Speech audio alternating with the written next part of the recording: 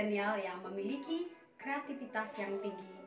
Kembali kita berjumpa dalam pembelajaran IPS terpadu kelas 7, kelas 8, dan kelas 9. Adapun quotes kita adalah pendidikan adalah paspor untuk masa depan karena hari esok adalah milik mereka yang mempersiapkannya hari ini. Sambut salam kami, salam SFD, semangat, fraternitas, Dina. Potensi apa yang dimiliki oleh negara kita jika dilihat dari letak geografis, astronomis, dan geologisnya? Penguatan ekonomi maritim dan agrikultur di Indonesia. Adapun tujuan pembelajaran kita, dengan tema pembelajaran kita kali ini dan tujuan pembelajaran kita kali ini, apa yang dimaksud dengan maritim dan agrikultur? Yuk, mari kita bahas penguatan ekonomi maritim dan agrikultur di Indonesia.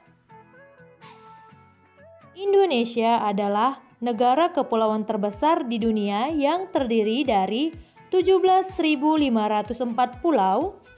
Indonesia adalah negara maritim terluas di dunia dengan luas perairan sekitar 93.000 km persegi. Indonesia adalah negara tropis yang kaya akan sumber daya hayati, juga keanekaragaman flora dan fauna. Mari kita membahas ekonomi kelautan dan ekonomi maritim. Ekonomi kelautan adalah aktivitas ekonomi yang bergantung pada laut dan produk-produknya. Contohnya, nelayan menangkap ikan, atau budidaya kerang, atau rumput laut. Nah, sedangkan ekonomi maritim ialah perekonomian yang merujuk pada navigasi transportasi laut, pelayaran niaga, industri galangan kapal, perawatan kapal, pembangunan serta pengoperasian pelabuhan beserta industri dan jasa. Perbedaan dan persamaan ekonomi maritim dan kelautan. Ekonomi maritim merupakan kegiatan ekonomi yang mencakup transportasi laut, sedangkan ekonomi kelautan merupakan kegiatan ekonomi yang dilakukan di wilayah pesisir. Nah, persamaan dari keduanya yaitu bertujuan untuk meningkatkan kesejahteraan umat manusia. Kondisi ekonomi maritim di Indonesia. Pembangunan di bidang kelautan diarahkan untuk mencapai 4 tujuan, yakni 1.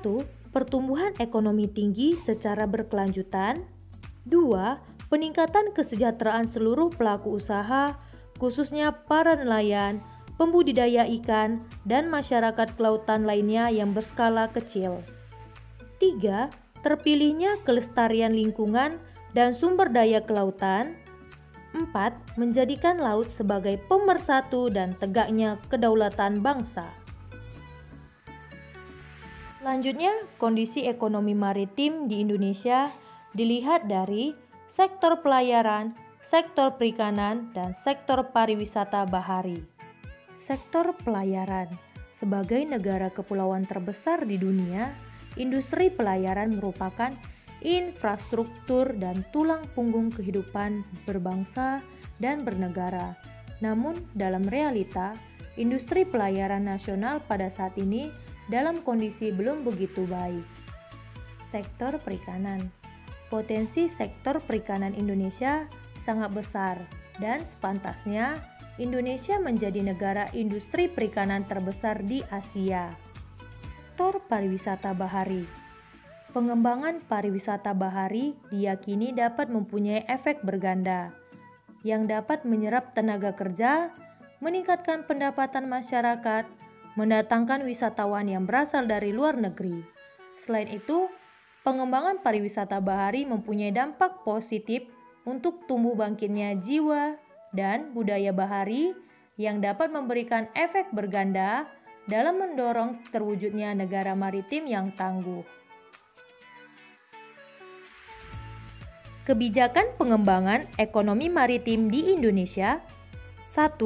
Meningkatkan pengelolaan pelabuhan serta alat-alat penunjang aktivitas pelabuhan dan menjalin kerjasama internasional. 2. Perbaikan sumber daya manusia dan membuka jurusan ekonomi maritim di perguruan tinggi yang berorientasi pengembangan industri maritim. 3. Menyediakan lahan khusus untuk mengembangkan ekonomi maritim. 4. Mengembangkan pengelolaan ikan. Strategi dalam pengembangan ekonomi maritim di Indonesia. 1.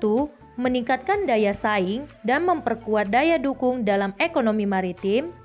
2. Meningkatkan kesejahteraan masyarakat yang terlibat dalam ekonomi maritim.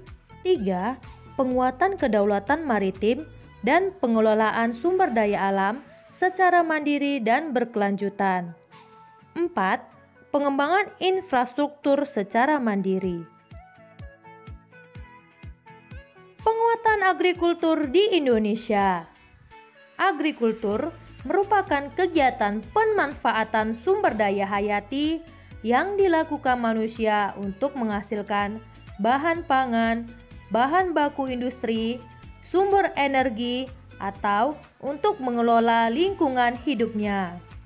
Oleh karena itu, ekonomi agrikultur ialah upaya peningkatan perekonomian dengan memberdayakan sektor pertanian.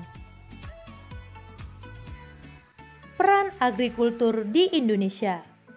1. Penyerap tenaga kerja. 2. Penyumbang pendapatan nasional. 3. Penghasil devisa negara melalui ekspor komoditas pertanian. 4. Penyedia sumber pangan bagi masyarakat. 5. Sektor utama pertumbuhan ekonomi masyarakat pedesaan.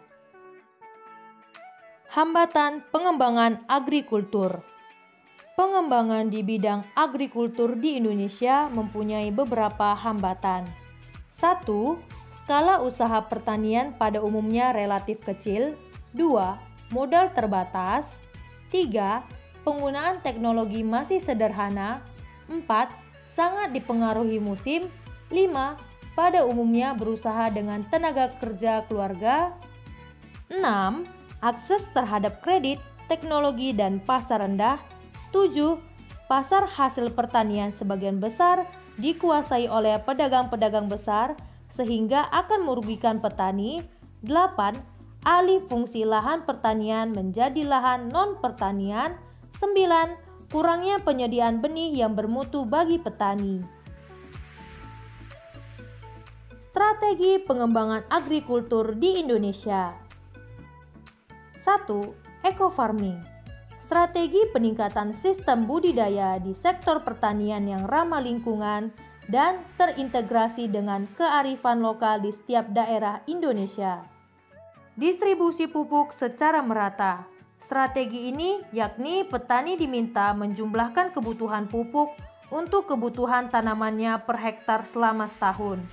Dengan cara ini, pemerintah akan dapat mengetahui kebutuhan pupuk selama 1 tahun sehingga dapat menyediakan stok pupuk sesuai dengan kebutuhan petani.